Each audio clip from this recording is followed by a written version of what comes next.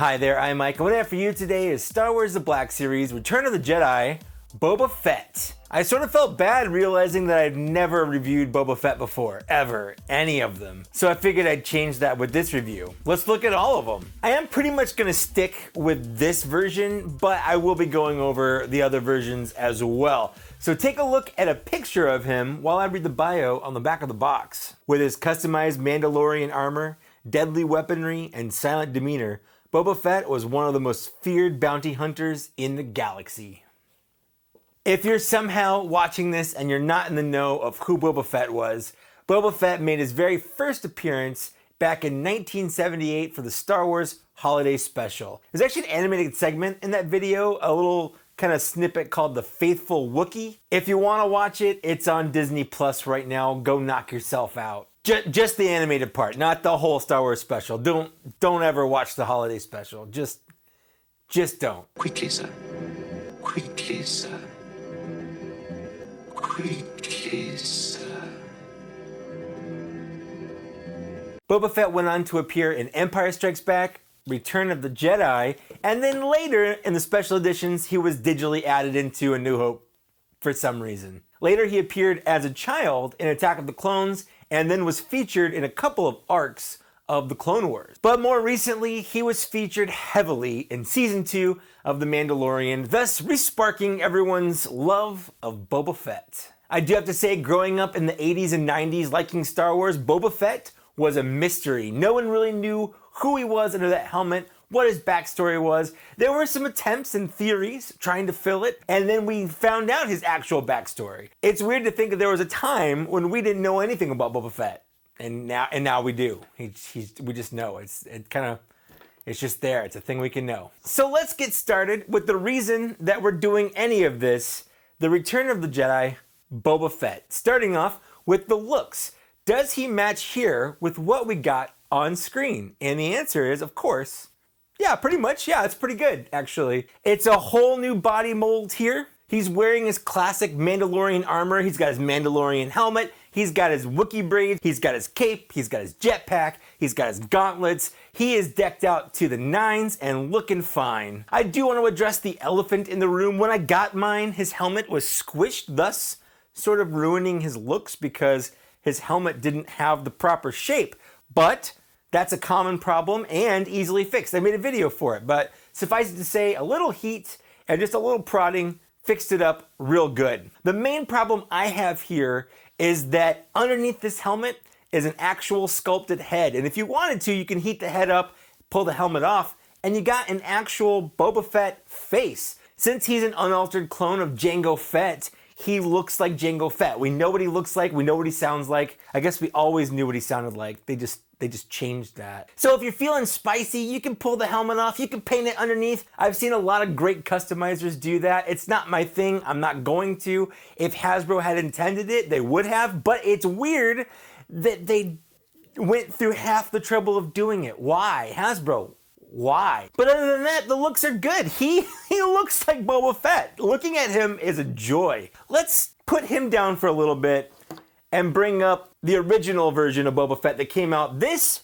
is the Empire Strikes Back version of Boba Fett. This was released back in 2013 and the very second wave ever of Black Series figures. As such, the mold hasn't really aged that well, and again, we'll get into that over the course of the review here, but I do want to point out some of the differences here. This does not look like this because in the 8 months to a year or so in between the movies took place, I guess a lot of shit went down.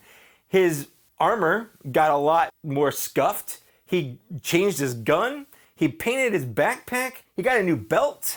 He lost a gun. There's just a lot of things going on here, but there are some differences here, and they are accurate to the figure. Empire Strikes Back, Return of the Jedi. Different movies, different looks. So Hasbro being Hasbro, they didn't stop here though. When they released this in 2013, they subsequently reissued it a couple times, but they also repainted it. So we're gonna take a look at those as well.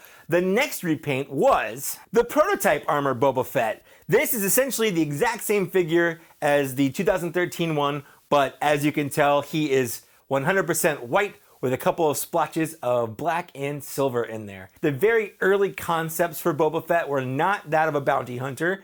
He was sort of a stormtrooper super commando, if you will. So he was painted white to match the stormtroopers. That was actually quickly thrown away and retooled, and eventually Boba Fett very early on ended up how we saw him in the movie. But early concept stills, videos, photographs, all those, they exist of Boba Fett looking like this. So of course, this has made its way into the mythos. I don't think they've given it an official story other than it's the prototype armor, and that's as far as it's really gone officially to my knowledge. I actually like the look of this one, even though it's not in any movies that I can tell or any media. I think it's a really cool repaint. Then in 2018, Hasbro gave us this gem. This is the very first Kenner colored figure Hasbro released in the Black Series line. This has gone on to spawn a couple of others like Forlom and Zuckuss, but this one was the original one. Hasbro took the original Kenner figure and they just went like, yeah, let's do it. We'll get into more of that later, but that's where this one came from. And then lastly, we have the carbonized version. They took Boba Fett and they did this to him. Those are the looks we got. They're all pretty good in their own way with the exception of the carbonized one. But let's take a look at what they came with, what their accessories are, and maybe what they could have come with. Starting off with the main event, Return of the Jedi Boba Fett. Now this is sold as a deluxe figure, meaning he comes in a larger package, so they packed some extra accessories in there. So let's see what he came with, starting off with his jetpack. I have to start here because this is spot on to what we got in Return of the Jedi. It's a lot more colorful than it is in Empire Strikes Back, whereas this one has a lot more blues and things like that. I love it. It also has a really, really nice dry brush to give it a metallic worn look. I love it. It looks great. The thrusters are silver as opposed to the thrusters on the original Boba Fett, which were not. They're also articulated, which is really cool. My favorite thing is that the rocket actually comes off. If you want to fire it, so to speak, you can. And that is just a fun little accessory. The jetpack itself is removable, of course, and remove it, it will itself. This thing falls off for almost no reason whatsoever. In fact, if you talk too loudly,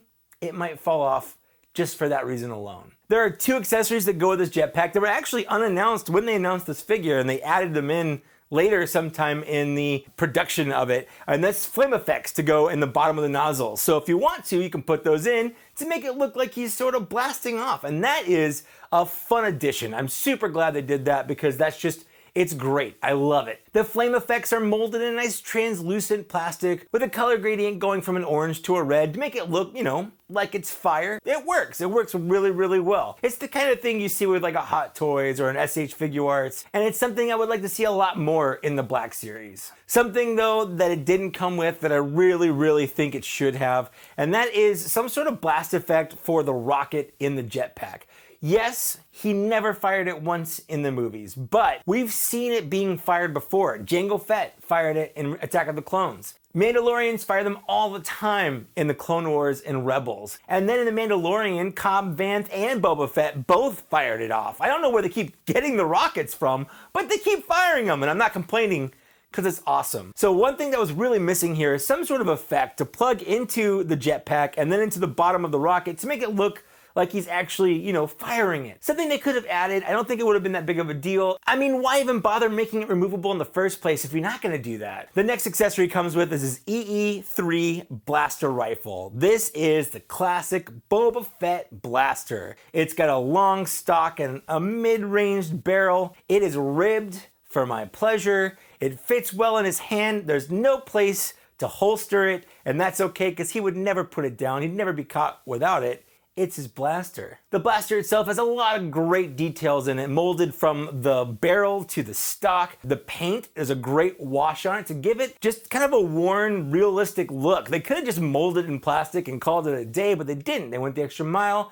and it shows. But that's not the only version of this blaster it came with. They made another one that is broken. Now, in the movie, Luke Skywalker cuts this blaster in half. And Hasbro saw that and they were like, let's make that. And that sounds cool on the surface level because, if you want to recreate that scene, coming with a half a blaster is neat. But for some reason, they decided to put the barrel on too and make it removable. So instead of just having like the handle half of the blaster, which would make sense having it in his hand and, Luke Skywalker just slice through it, you have the other half. Where's it gonna go? You can't hang it on there. You can't attach it. There's a peg hole in there and you can slide it right on. So you can make it look like it's damaged, but the way they did it, I just don't think it's very good. In fact, this whole accessory, I could do without. I'd trade it for the rocket firing effect any day. And that brings us to the final 2 accessories he comes with, and that is the wrist accessories. The first one that I'll start with is my favorite. In fact, it might be my favorite accessory he comes with,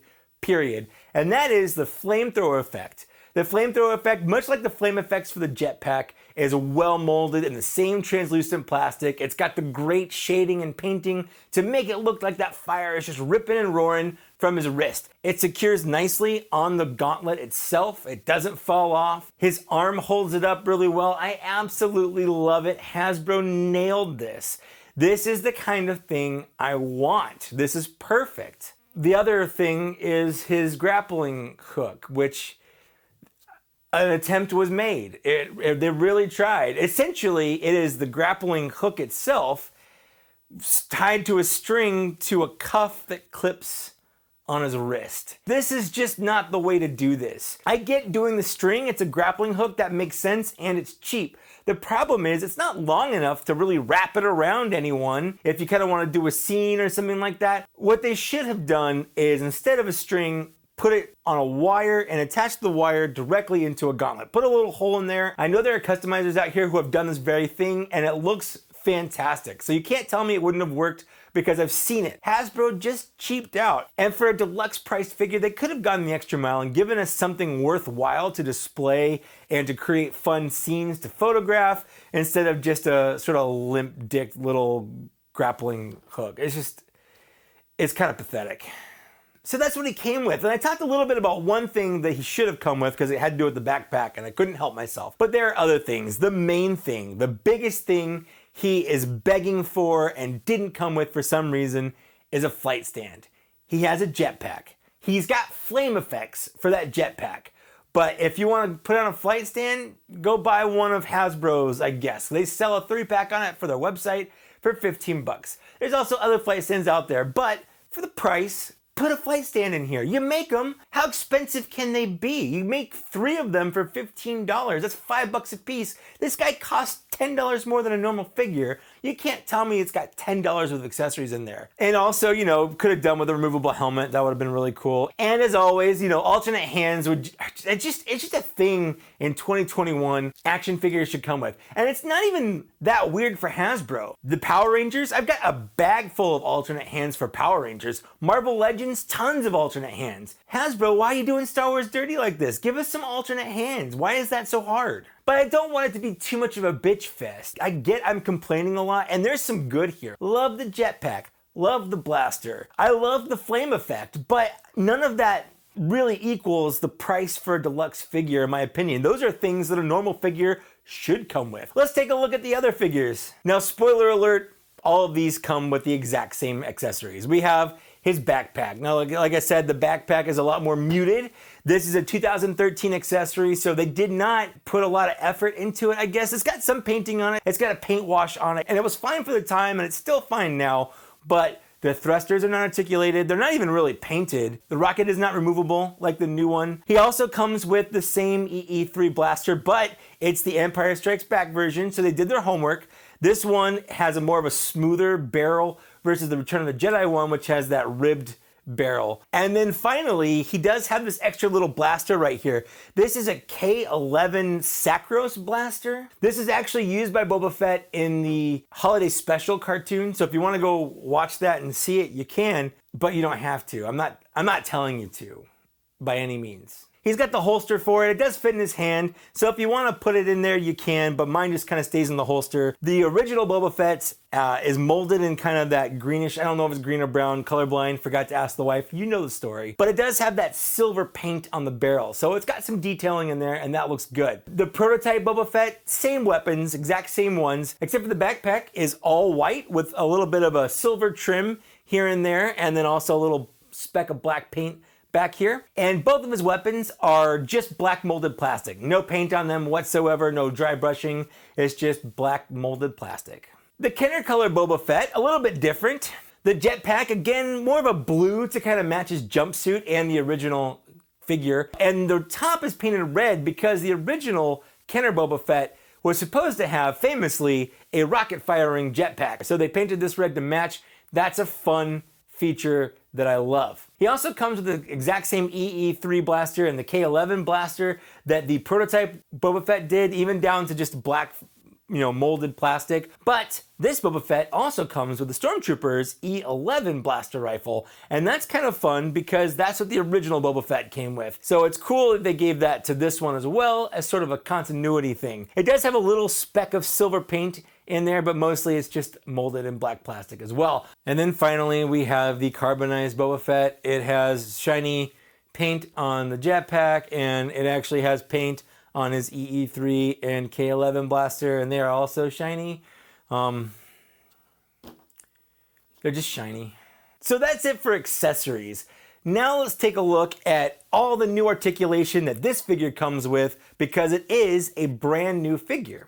You can tell from the knees. His head moves side to side.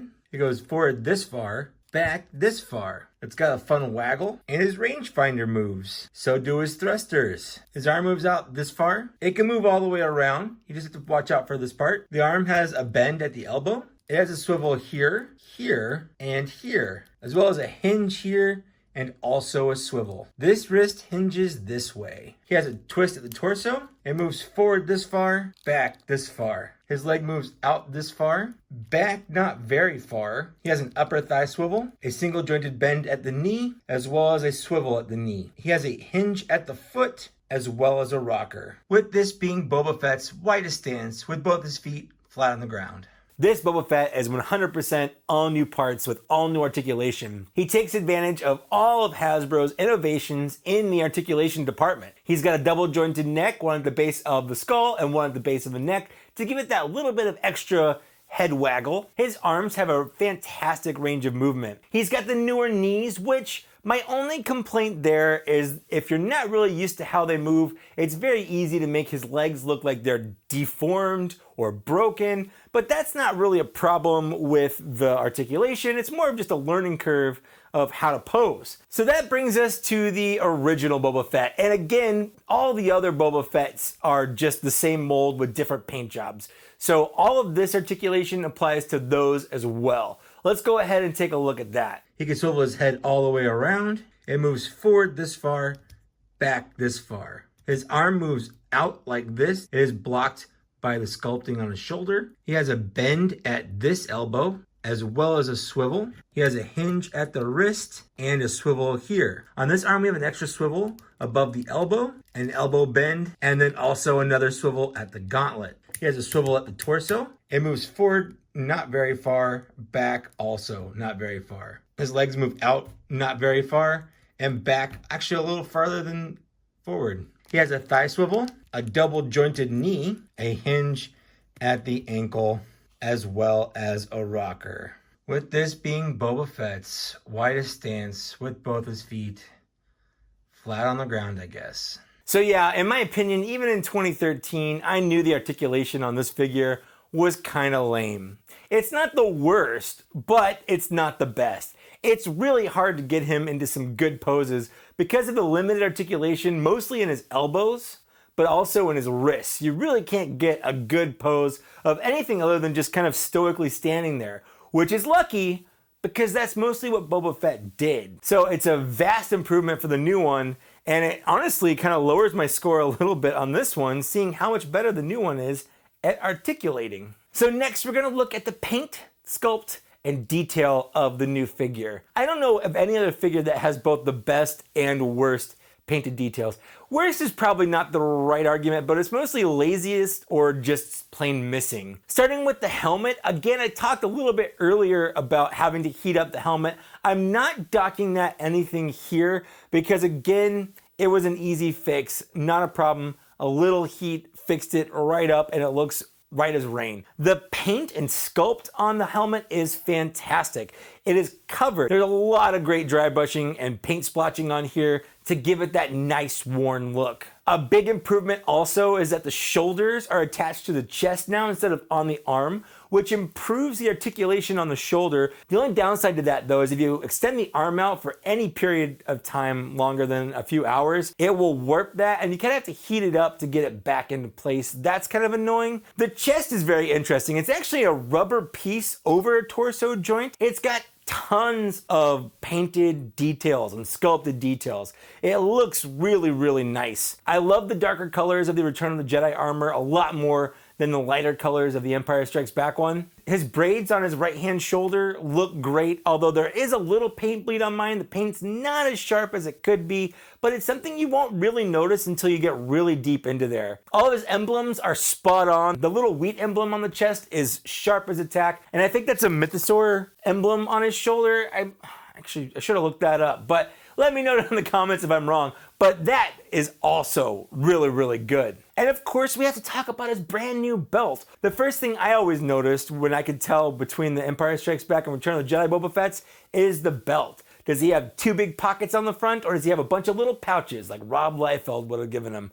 And the answer is Batman pouches. That's what he's got here. Each one is sculpted and detailed. There's a great wash of paint over it to make them look worn. He's got nice sculpted, painted, bigger pockets in the back. In fact, I think if you flip the belt around, it kind of makes him look like it's the Empire Strikes Back version. I just figured that out right now. Also, his gauntlets on here are just absolutely stunning works of art. There's a lot of great molded detail on each one. They have exquisite paint job. They've got a lot of great detailed paint scuffing and just all the little details. A little rocket here is painted. I love it so much. They did a great job on it. The only thing I don't like on here are the wires that attach the back of his flight suit to the gauntlet. And the reason for that is they stretch tight.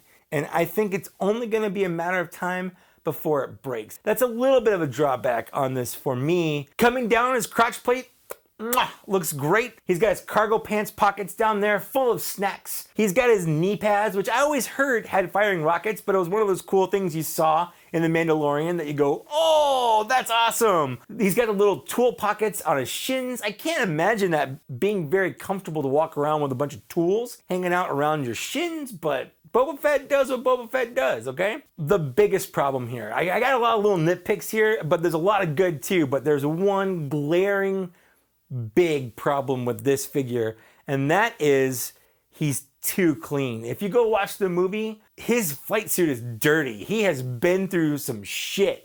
Literally. This flight suit right here is way too clean. It really, really needs just a dirty paint wash. And it actually affects the look of the figure just a little bit because while physically he looks good, the sculpt, the proportions, all that stuff looks great, that one missing detail is unfortunately a missing detail that covers most of his body. If you look at this cape, they both have their pluses and minuses. This one right here has a lot more detail. It's got holes in it, it's ragged, it's got details in there you just can't get with cloth goods like this. But the cloth goods don't really get in the way when you're posing the figure. So they both have their pluses and minuses, and I like them both and don't like them both for different reasons. But the solution to this is a wired cape. That's just, I mean, I've seen customizers do it. Hasbro, this is a deluxe figure. You couldn't spend an extra little bit and give us a cape that has a wire in it so we can pose it? I mean, come on. So yeah, I'm not a huge fan of the cape, but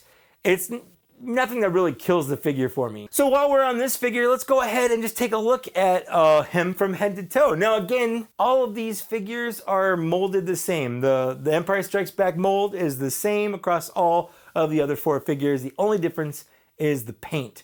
So let's take a look here from head to toe, starting with his armor. It's more of an olive green rather than the darker green that the Return of the Jedi one has. I like the darker green. I know that's more of a personal preference that people have. His gauntlets are a lot bigger. I feel like he is just a lot bigger. A little bit less properly proportioned than the newer Boba Fett. This is a definitive Boba Fett, and it has been for years, almost 8 years at this point. Like I said earlier, he does have a cloth cape. It is kind of ragged, it's got a lot of holes in it, and it's kind of falling apart, but that is, to my knowledge, by design. He's got a lot less scuffing on him, but the scuffing is still there. The only thing I really like on the Empire Strikes Back version over the Return of the Jedi version is the color of the flight suit. It's more of a light blue rather than a beige, and I really dig that a lot more. Moving on to the prototype Boba Fett, again, physically the same, but now he's all white. So gone are the greens, gone are the blues, gone are the beiges. His flight suit is white, his armor is white. He's got specks of black on his visor. He's got specks of black on the gauntlets and in the chest. He's got tons of silver all over the place. And I love that distinction, that contrast between the black and the white. It really stands out. I love seeing him on my shelf because of how clean and sharp he looks. The Kenner Boba Fett, also one of my favorites. It's like they took the paint job of the original one and just turned the saturation way up. The blues are bluer, the greens are greener, the knee pads and the gauntlet and the shoulders are super yellow. I really, really love the paintwork. Hasbro went all out on this. They even removed the cape on there since the original Boba Fett obviously didn't have one. The only thing I think they could have really done to just knock this out of the park is molding the rangefinder down, because the original Kenner Boba Fett had his rangefinder down like this. It was molded and you can see it. So that would have been a really cool detail if they had done that, but they didn't. Yes, it's just being lazy, and also, yes, it is kind of a small detail, but it would have really just put it right over the edge of being amazing. But it's still really, really good. And then finally, we have the carbonized Boba Fett. Instead of being beige and blue, he's silver and bronze and gold. He's gaudy. He's a disco ball. His cape's like a neon lime green. Just don't like it. And then finally, we're going to look at the want, availability, and value of the figure. So let's start with the piece de resistance, the Return of the Jedi Boba Fett here. Look, it's Boba Fett. The want is going to naturally be there. No matter who, no matter what, Boba Fett is Boba Fett. The want will always be high. Especially because Hasbro's been regurgitating the same mold for the last 8 years. Boba Fett was long overdue for a mold update. And instead of just releasing another Empire Strikes Back, they went the extra mile and updated it to the Return of the Jedi look, and it was a perfect choice. After the height of Season 2 of Mandalorian, Boba Fett is at an all-time high, and I really love it. Getting a hold of one shouldn't be too hard. He's pretty much available everywhere. He's in stores, Target, Walmart. He's online, Amazon, Dorkside, Hasbro. If a store is sold out, just choose another store. They come back in stock all the time. I got mine from Amazon, and it was supposed to be out in June, and they sent it out super early. I know he was street dated physically in store for April 1st at Target. Finding him, if you really want one, shouldn't be a problem, and especially if you pre-ordered it. I don't know why some people have such a hard time finding figures, especially ones like this. He's been up for pre-order for months. If you really want one, there should be absolutely no excuse. As soon as the figure goes on pre-order, pre-order it. You can always cancel it. Most stores don't charge until it ships. Sometimes I pre-order from multiple places to see who ships first.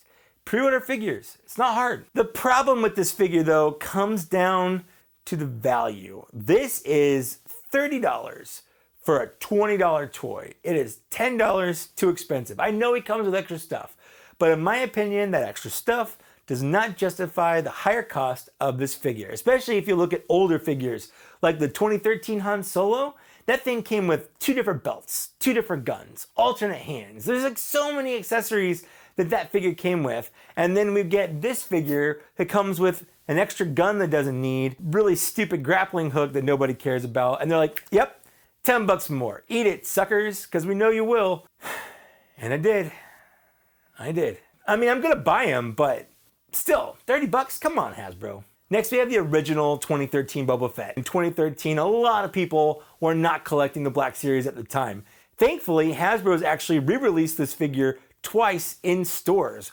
Once as part of the very first wave of archive figures, and then again just last year as part of wave 3 of the 40th anniversary Empire Strikes Back figures. That's 3 times in stores you could have bought him. 2 of them have been very recent. Now there also was a San Diego Comic-Con exclusive version of this that came with the Han Solo and Carbonite figure, and if you bought the Amazon exclusive version of that, you essentially had that same thing minus the packaging, because that's all they came with extra. So, you know, for a $20 figure, the value's not bad. He wasn't hard to get. Of course I wanted him. He's Boba Fett. If you're an Empire Strikes Back lover, you need a Boba Fett in your collection, especially if you like bounty hunters, or if you want to recreate that Empire Strikes Back scene with the different bounty hunters. Boba Fett is a centerpiece of that scene. Next, let's take a look at the prototype one. As far as want, he's Boba Fett. I like him, but when I was making lists, I don't think I would have ever put Boba Fett anywhere on a most wanted list. Not the prototype version.